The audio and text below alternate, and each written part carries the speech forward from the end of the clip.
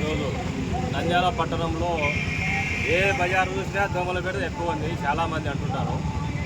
ప్రభుత్వం వారు నెలకు ఒకసారి 2 సార్లు చేస్తున్నారు. కానీ నంద్యాల మండలం జెడ్పీటీసీ గోకుల కృష్ణారెడ్డి గారికి ప్రజల అభ్యర్థుల మేరకు ఈ ఆలోచన రావడం చాలా సమంజసము. ఈరోజు ఒక 5-6 వెహికల్లో వాకింగ్ మిషన్లు ఈ పిచికారీ ఏర్పాటు కార్యక్రమం చేయడం జరిగింది. దీనివల్ల ప్రజలు ఆరోగ్యంగా ఉంటారు. దోమల నివారణ చాలా కఠినం అవుతుంది. ఈ పట్టణ ప్రజలు సురక్షితంగా ఉంటారని మేము కోరుకుంటున్నాం.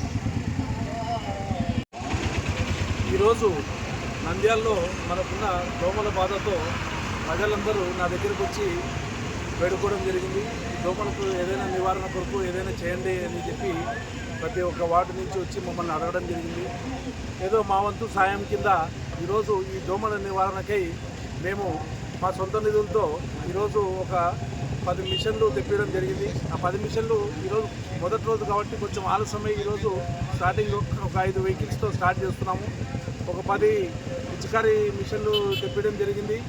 10 పిచికారీ ప్రతి వార్డుకు వెళ్ళి ప్రతి గల్లీ తిరిగి ప్రతి కాలువలలో పిచికారీ చేసి ఫస్ట్ గుడ్లను మనము పూర్తిగా ఇది చేయడం జరుగుతుంది.